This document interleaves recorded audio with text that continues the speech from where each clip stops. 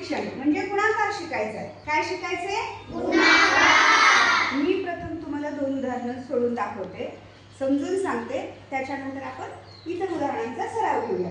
आता पहिलं उदाहरण आपलं असं आहे बघा, 44 गुणिले 46 हे आपलं पहिलं उदाहरण असेल. आणि दुसरं उदाहरण घेते मी 92 गुणिले 78 हे दुसरं उदाहरण. आता बघा हे उदाहरण कसं सोडवायचं, लक्ष द्या माझ्याकडं.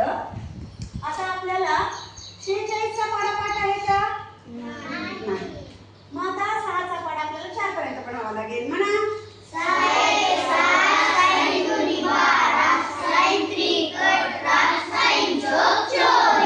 24 ला 4 हातच्याने 2 परत 6चा पाढा 4 पर्यंत म्हणजे साइन चौक 24 आणि हे 2 26.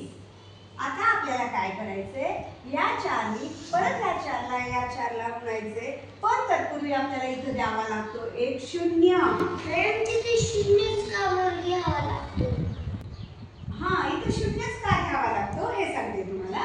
कारण ज्या वेळेस आपण 6 नी वरच्या संख्येसोबत गुणाकार केला त्यावेळेस 6 ही एकक या स्थानी होती, पण आता 4 हे एककच्या ठिकाणी आहे का?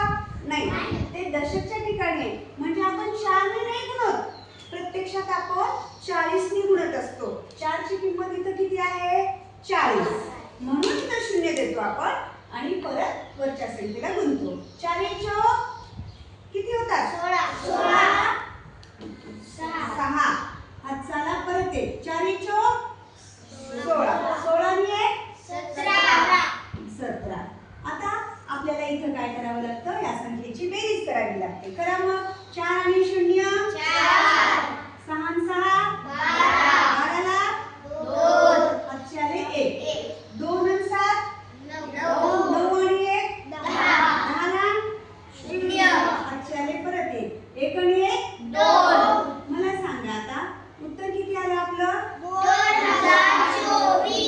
2024. आणि पूर्ण गणिताचं वाचन कसं करायचं? 44 गुणिले 46 बरोबर 2024. 2024.